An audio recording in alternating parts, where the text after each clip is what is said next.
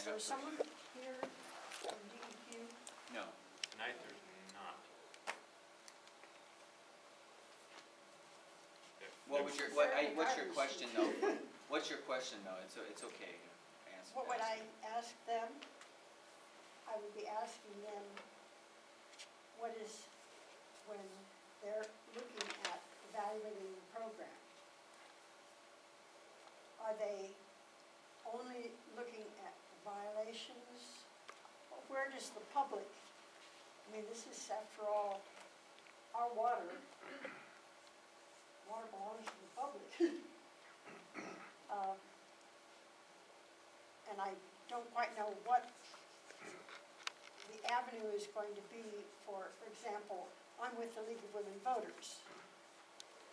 And we don't, collectively, we own pieces of land.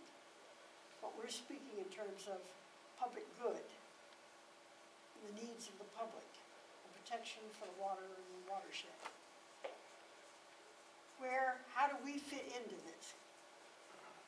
Well, you being here tonight is a first step in getting your input on the proposed program and spreading that information back to your members.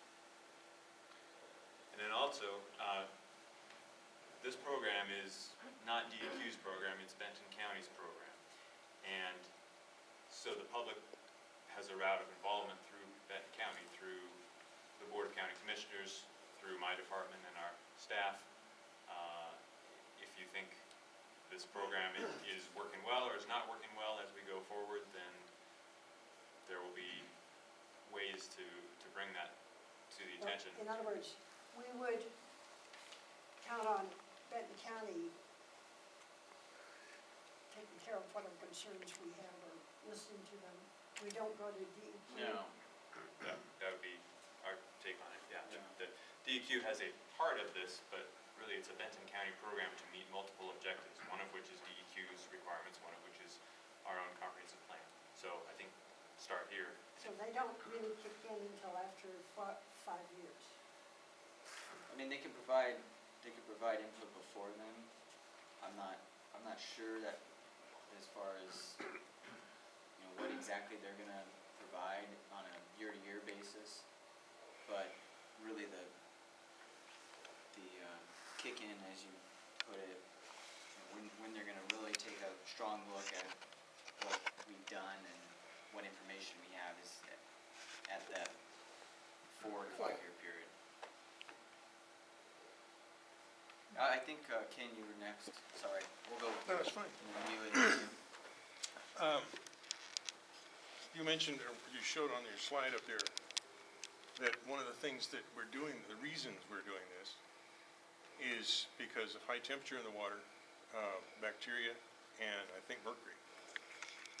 And I'm kind of curious as to, how bad is the problem? We haven't seen any data on the temperature, on mercury, on bacteria.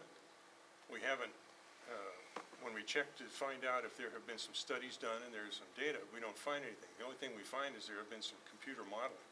That's it.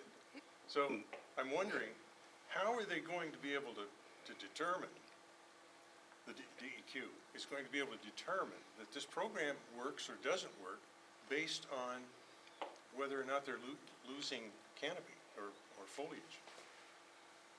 I mean, we've never seen anything saying, here is the problem, this is what has to change. This is how much it has to change. Because now, what this program is showing is a little catch-22 there that says the DEQ can come back and say, we don't think it's working, and have no data to support that. They have no data, they've not offered any data to support that planting trees or making sure that we have that riparian canopy shading the river, that will actually change the temperature. We have no data on this, that no one has shown us any. But there is data that exists. And apparently no one is paying any attention to it. So I'm wondering how they're going to determine that we're having success based just on what the canopy's doing.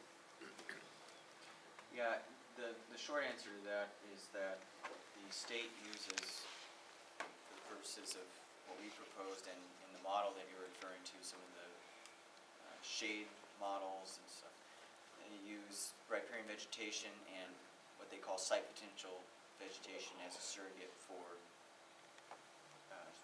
stream temperature and other functions. But the data can always be better, and the data isn't effective. Also, we've gotten recommendations, several recommendations, and I've talked extensively with Mike Newton, who's in the audience, and other folks at the university and well-versed in monitoring, and what you're talking about is monitoring. And we need to think about, how can we do some temperature monitoring or potentially some other site-specific monitoring. Well, that brings up another question.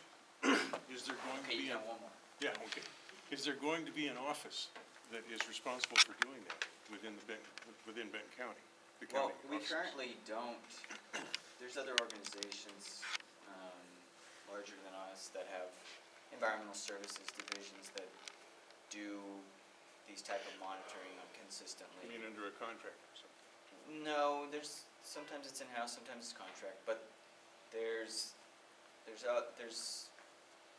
potential to do something. I mean, we've done some one-time monitoring along the Marys River, for example, but we need to think more about what is that really getting us, because we're not focused on in this proposal on the numeric temperature criteria or the numeric bacteria criteria. We're focused on enhancing streamside riparian vegetation. And if DEQ has an issue with how this has progressed, then we'll have to talk about it at that time.